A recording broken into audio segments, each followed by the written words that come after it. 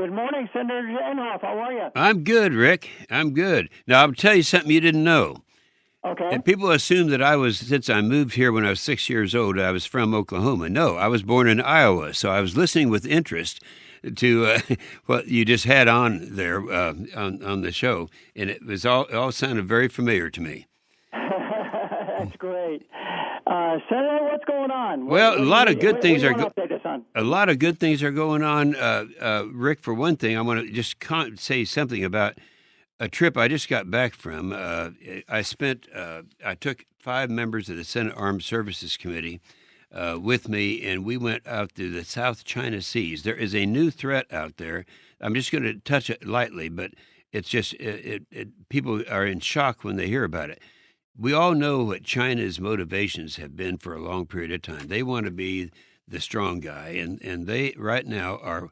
They say they're reclaiming land in the South China Sea. It's not reclaiming because they're creating land by filling in areas. They have now created over 3,000 acres filled with armaments, filled with cannons, with missiles, and it's got all of our allies over there, the Philippines, the Taiwan, South Korea, Tokyo, or Japan. You know, they're all our friends, but they're scared to death right now of this new threat that's out there. Now, that's the bad news. The good news is out there, you might remember when, because we've talked about this before, Kim Jong-un from North Korea has been becoming more and more sophisticated.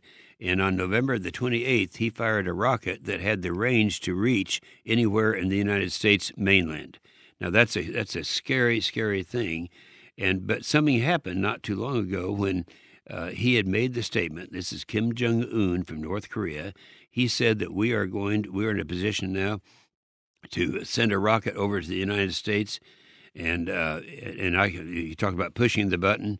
And the response from our president was not the response that he expected, because President Trump is not Obama.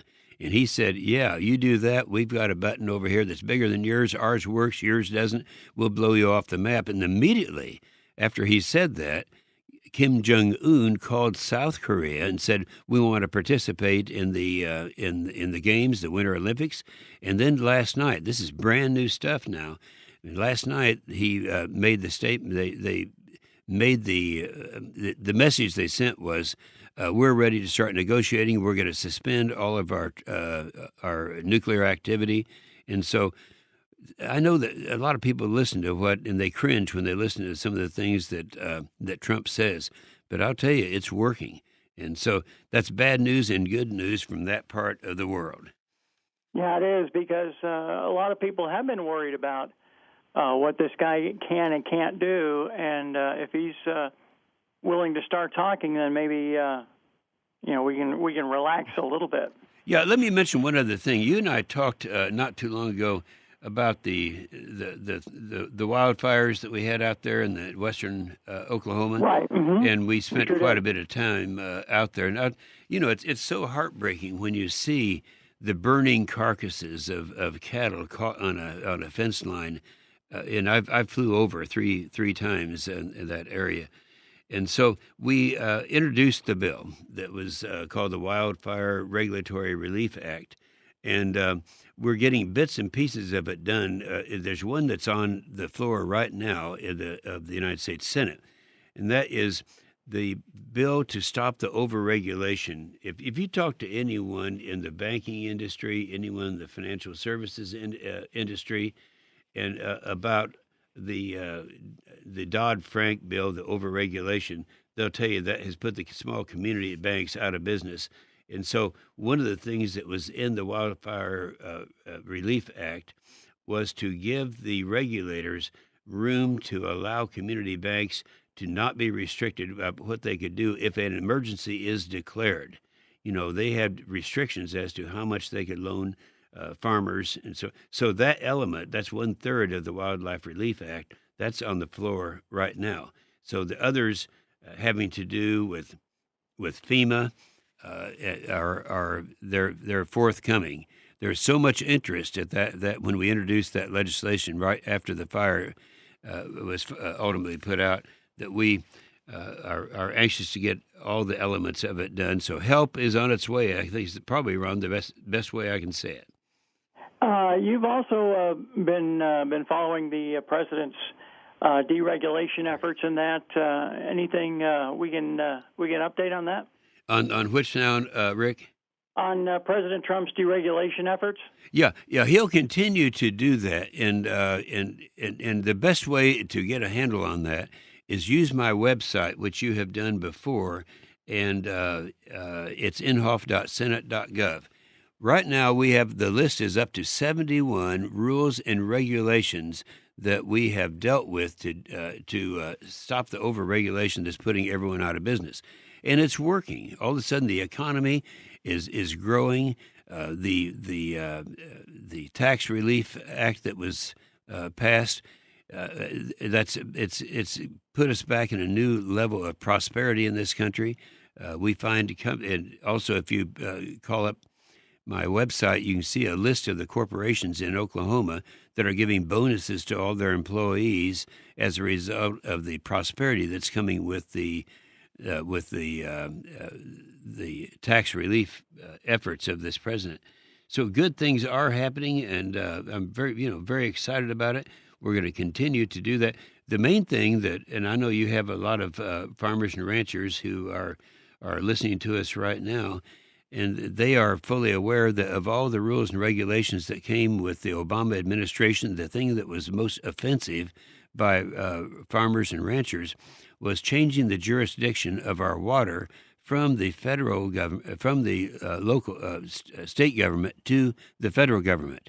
Now, you and I both know we have some very rural parts of the state of Oklahoma, but I can assure you, and I think the farmers are right when they observed that if you take that away from the states and put it in the federal government, they'd treat our whole panhandle like a wetland, and you'd have another whole bureaucracy crawling over all of our farms and ranches.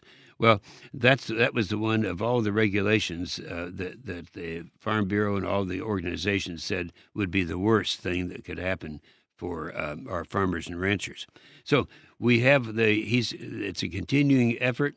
In fact, the bill that's on the floor right now is doing the same thing, taking away some of the rules and regulations, the over regulations in the banking industry, and freeing them up to do what good bankers do, and that's loan money. So, you and Senator Whitehorse recently wrote an op-ed for the Wall Street Journal. Oh, yes, we did. Yeah, I found that rather interesting. Yeah, in fact, you can do that. That was on infrastructure.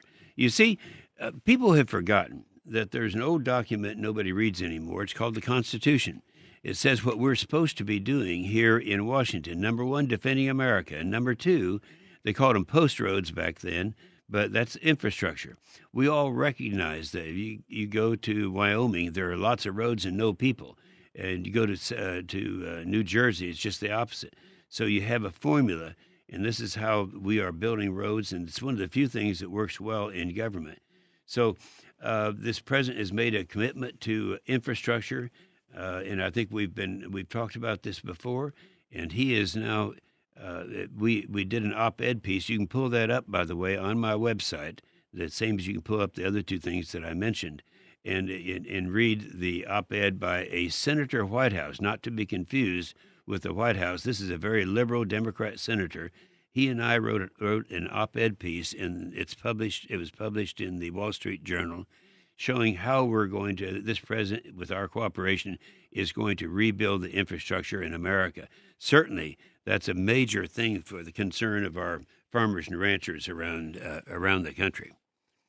Yeah, because without the infrastructure, you can't get to them. You can't get your goods to market, can you?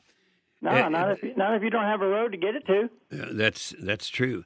Well, so these are some of the things that are going on right now. You hear, I always like to say this to make sure that, Rick, that everybody understands.